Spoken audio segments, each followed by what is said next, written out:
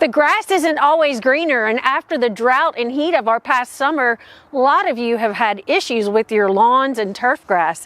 Today we're going to talk about alternatives to turf grass. Now, of course, lawns have a place in all of America's hearts.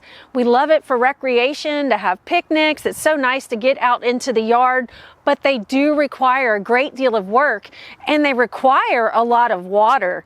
And many turf grasses need full sun, where some of us have lots of trees that shade those areas, and we often struggle with covering the ground.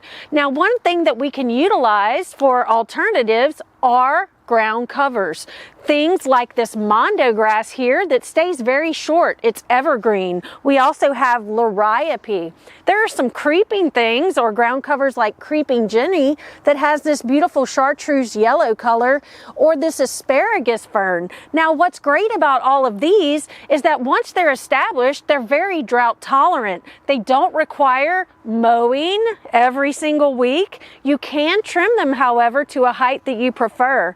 Another commonly used ground cover is Asiatic jasmine. Now, all of these are ground covers that spread and will cover an area. They do keep their foliage year-round, just like a turf grass, unless we have very hard freezes, maybe on this creeping jenny or asparagus fern, you might lose it. You can also use some of these creeping junipers. So lots of great options. If you want to reduce the amount of lawn that you have, you can replace with ground covers.